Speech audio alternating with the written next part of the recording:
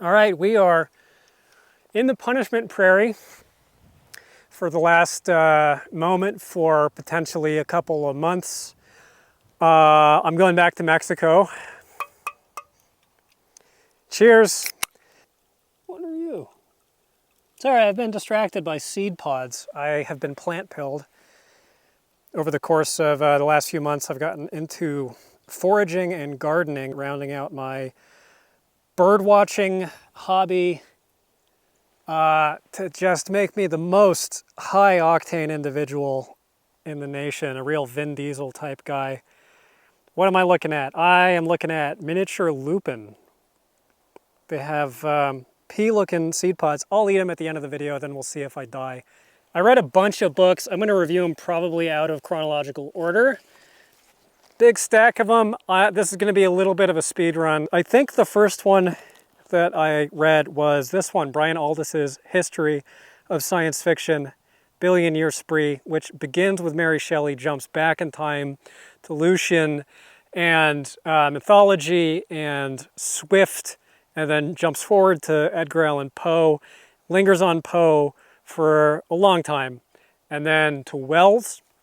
The Wells chapter, I think, is probably the most interesting, and then hops forward doing a summary of keystone authors in the history of science fiction up until 1972, I think, is when it was published. Please let me be right. Let me look smart. 1973. Mostly smart. Somewhat smart. You be the judge, as always. It's very good. The big thing, and this is also, I think, at least a major component ingredient in Aldiss's big thesis, if there is such a thing, or this is a theme that comes through in his recounting of the history, is there is a tension in science fiction that is real and rather political. It's a tension between what he calls the dreaming pole and the thinking, the rational pole or reasoning pole or something like that. I'm sure I'm getting the terminology wrong, but the basic theory is the dreaming pole is emotionally driven, like myth-driven, kind of like it doesn't derive its values from science insofar as that is possible to do. It doesn't have like a rationalist agenda behind it. And then the other pole includes hard science fiction, it includes space opera, it includes also a kind of science fiction that's typified or maybe like exemplified by H.G. Wells, which is like consciously political and utopian science fiction. And that is sort of the subplot that animated me the most. And I think that Wells is where, I don't know, like adult feeling science fiction, not in the Philip Jose Farmer sense of the word, comes from. Anyway, really good book. Aldiss is a great writer. I don't agree with him on all of his takes, but I don't know that it would make as much of an impact if you hadn't read a bunch of science fiction before reading this, because it's all, I don't know, I think that it would suffer. I think that it's good to like read a bunch and then read stuff like this. And my intention is to read maybe not as many histories of science fiction, at least of not of this period, but more critical theory, I think. All right, I'm looking at Doomsday Morning by C.L. Moore. This is her final novel. This is the first Moore that I have read. I liked it very much. I'm curious to read Moore's sort of sword and sorcery dreaming pole sorts of stories, which are supposed to be very good. I thought that this was good. It wasn't quite great, but it is an interesting dystopia that takes place in a future where the United States is controlled by something called Comus, and this was published in the 50s. All right, let's play this game again. I think it was 59. Comus is essentially an AI. 57. Comus, I think, is pretty clearly meant to be allegorical for communism. And it's this surveillance state where this artificial intelligence monitors all the media and controls and shapes the media algorithmically. The actual science fiction is very action movie-esque. It's very Jason Statham-y. Vin Diesel, let's throw him in there again. I don't know why XXX is on the brain. The best part of this is, I think, the character work. It's about a failed, washed-up actor who's an alcoholic who's working as an indentured servant. He's a debt slave to this corporation who pays him in script. He's given another shot at regaining his former glory by infiltrating an autonomous zone in California that's splintered away from the United States and is potentially developing a weapon that can take down Comus. So they use him to put on a play, to direct a play with this like local theater troupe in California as some kind of not explained organ of surveillance or subterfuge or something along those lines. And the guy gets involved in thrills and chills and plots and backstabbings, and it's like a James Bond movie or a Vin Diesel movie, you know? I gotta stop. That stuff's sort of whatever, but the character work is really good, especially the protagonist and his relationships with the other members of this theater troupe and his process of coping with the loss of his former wife and also former co-star who passed away. And it's just a very gratifying sort of character examination, I guess. And this novel felt like it almost felt like it was science fiction against its will or against Moore's inclinations, almost like there was this action sci-fi thing shoehorned in there for the sake of marketing. But it's the other stuff that's really good. And I think that Moore certainly is as good as her husband, Kuttner. And they co-wrote a lot of their stuff, but apparently this one they did not. This is properly just C.L. Moore. I actually think I like Moore a little bit better than Kuttner. Kuttner has that sort of hard-bitten, flinty, Alfred Besterian quality that is a little more overpowering than it is here. And there is actually a couple of notes along those lines here, but it's more understated, and I think that she's a more subtle prose writer. It's very good. Again, it's not great. I don't think it'll be on the top. I know it'll not be on the top 15, but it's good. I think worth picking up if you find it. And then I'm looking at The Many Worlds of Barry Malzberg. This is the first short story collection that I've ever read from Malzberg. This was a gift from Jeet here. Thank you again, Jeet. And surprise, surprise, it's great. Malzberg is my favorite science fiction author, and this will be coming out, I'm sure, after the Malzberg haul video. So suffice to say, this was not one of those books, but suffice to say, I liked this a lot. There are some standouts, I think. It includes the short story that was worked up into a novel, Tactics of Conquest. That's the one that he wrote in 4 days. The novel is better than this. Final War also is in here, which I was a little bit tepid on. That's his most famous short story, as far as I can tell. It's an allegory for Vietnam, among other things, and very strange. Reminded me a little bit of Snail on a Slope by the Strugatskys, but I don't think it's his strongest work. The Union Forever is very good. All the political paranoia stories are really excellent. And then the final story, Chronicles of a Comer, I don't remember much of the plot details, but I remember that one being excellent. It's Malzberg. I mean, it's always sort of the same thing, but it's always an incredible thing. This mix of paranoia and sort of schizophrenic storytelling, a great weaponized use of irony.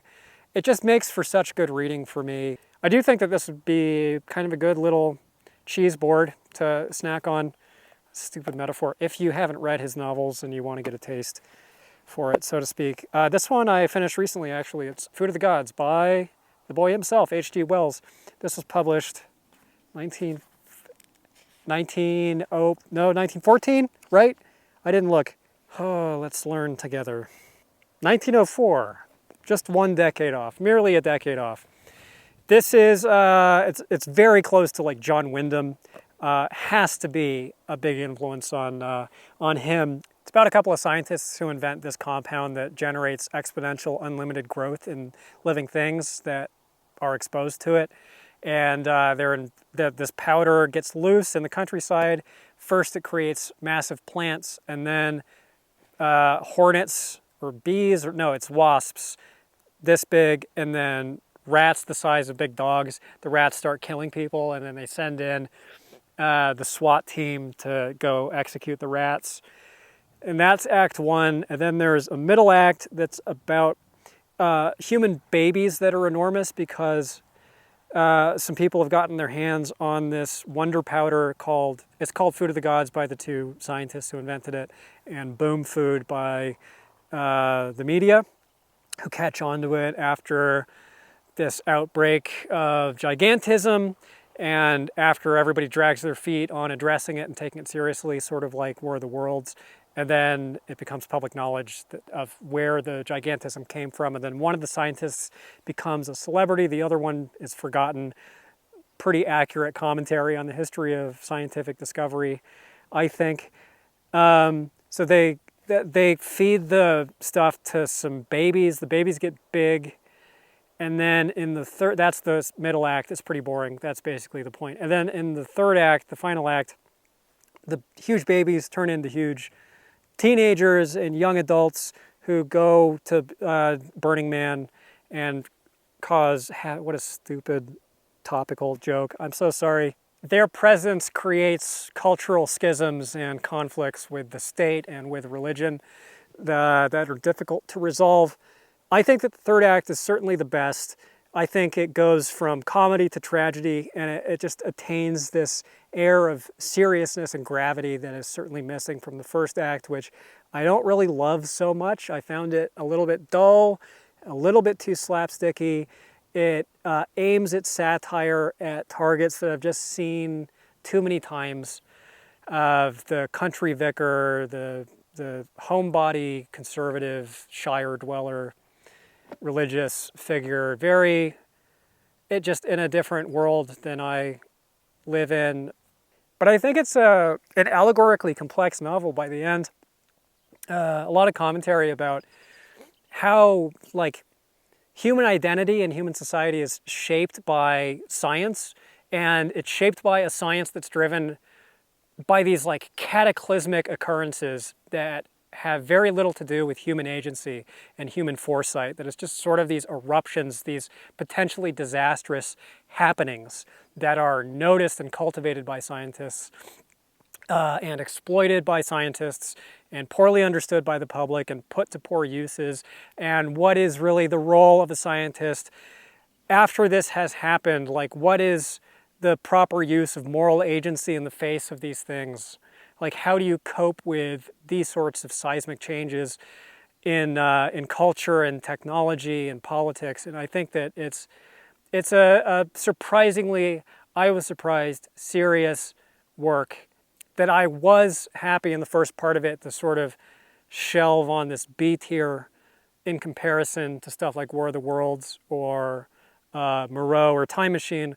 But by the end of it, I think that even though it's not as good of a book as those, it does not read as much like a novel, like a proper novel, as those three. I think that it's as good as those and as sort of startling in its conclusions and as contemporary feeling as those, certainly. Also read this, Best SF Stories from New Worlds 3, edited by Michael Moorcock. New Worlds was the New Wave magazine of note in the UK, and hate to say it, I didn't really enjoy this very much. There's a bunch of stuff in here that I would categorize as annoying hippie shit. Kazoo by James Salas, one of the most obnoxious things I've ever read. There's a pretty bad poem from George Macbeth called The Soft World Sequence that I recited on the Patreon review, and it was painful enough to do once, so I'm not going to do it again. My two favorites are The Disaster Story by Charles Platt, which is pseudo-fiction that's also critical theory or critical commentary about science fiction. It's a narration, a subjective POV narration of his desires as a reader, his emotional response, his experience of reading disaster fiction and the hungers that it feeds. Really, really interesting piece of writing. I also like Integrity by P.F. Woods. To be honest, I don't remember enough about that to summarize it, but I remember enjoying that very much. And the rest of it I found, I don't know, a little bit academic, a little bit formal, a little bit self-consciously experimental, and that's part of the new wave that, I don't know, I have mixed responses to on any given day. There was a lot of energy put into experimentation with form and syntax and the appearance of text on the page during the new wave, and mechanical tinkering with writing has just never really been that interesting to me. Also read this short story collection, Other Worlds, Other Seas by Darko Suvin. Suvin's a Czechoslovakian critic and writer who's one of the big influences in critical theory when it comes to science fiction. And this is a collection of short stories from Eastern Europe and Russia. And I was excited to read this. I think that the intro essay is interesting because it's a companion piece with, or references and critiques Asimov's introduction to Russian science fiction, or no, sorry, Soviet science fiction, which I've also read and reviewed elsewhere. He says something kind of similar to Aldiss and set up a promise that I don't feel that he really delivered on, or the delivery was not nearly as exciting as I hoped that it would be, where he says that Asimov has a theory in his intro where he says science fiction in the United States went through 3 phases of development: first adventure fiction, and then technology fiction, and then sociological fiction. Suvin had a subtly kind of snide response saying, like, Asimov did his best, but he missed a really important one, which is like utopian socialist fiction. And here are a bunch of examples of it. The examples, I don't know, the stuff in here really was not that good, and it was not very conspicuously political. It definitely had slightly different sensibilities than like American and British science fiction, but not night and day. And just like with Soviet science fiction, it has a quality of being really dry and expository, and in parts a little bit on the nose, a little bit didactic. The stuff just wasn't really that good, is the thing. I do remember Dniprov was the most interesting person here, and The Island of the Crabs, which is his most famous story, which is about technological evolution, reminded me quite a bit of Island of Dr. Moreau. Best story in here, I think. That's the one worth seeking out. The rest of it, I really don't remember that much. And there's also another instance here, or maybe a couple of instances of New Age writing, or sort of pseudo-scientific speculation, not fiction, cropping up, as it did in Soviet science fiction. I was disappointed by this. And then I guess finally, I thought I had more books on hand, but this is the final one, Sheep Look Up by John Brunner. This is book 2 asterisk in, what's it called? The Bathhouses of Rome. What is it? Club of Rome Quartet, which includes Stand on Zanzibar, Jagged Orbit, and Shockwave Rider. Stand on Zanzibar is the overpopulation book. Jagged Orbit is the race relations book. This is also kind of the race relations book, but it's the pollution book, and then Shockwave Rider is about computers. So this is a very long dystopian book about the dangers of pollution, and it's Sci-Fi, I guess, or like eco-disaster novel that was written before climate change or global warming entered the common vernacular. So it's the outward manifestations of pollution, not necessarily the breakdown of ecology because of carbon, etc. It's a world where people can't breathe the air without wearing a gas mask because it's so polluted, and agriculture is on the brink of complete catastrophe with the introduction of new super pests. And the political situation at home is increasingly totalitarian and frightening, and there is an uprising of third world, I think it's meant to be Maoism, that is threatening domestically and threatening American interests abroad with acts of violence. And there is a resistance movement, sort of like a pseudo Greenpeace in the United States, named after this figurehead who has disappeared from public life, and a bunch of imposters have cropped up in the wake of his disappearance to claim to be him. So there's this kind of inchoate sort of rage that is manifesting itself as random acts of violence and vandalism, and will it cohere into something that is actually constructive, that can rise to meet this challenge of the total breakdown of the biosphere on the whole planet, or certainly in North America. That is a much more exciting sounding book than this actually was. And this is written in sort of the same mode that not Sheep Look Up, Stand on Zanzibar was. Stand on Zanzibar was modeled after the America trilogy, the USA trilogy by John Dos Passos, who was a modernist writer. And this is not written, like, it's not as severe, I guess, in this as it was in Zanzibar, but it's told fragmentarily, and there's like 20 different POV characters or something, or if it wasn't 20, it felt like 20, and then their plot is interspersed with snippets of media coverage. So it's this collage of story snippets that gets fairly confusing, and the characters are not distinctly drawn enough for me to remember them. I found this book to be a jumble. I found it overcrowded, and the prose itself just feels crowded. It feels busy. A rather punishing thing to read for 450 odd pages. The story itself is also so diffuse that it feels like it moves too slowly, and the characters are easily confused with one another.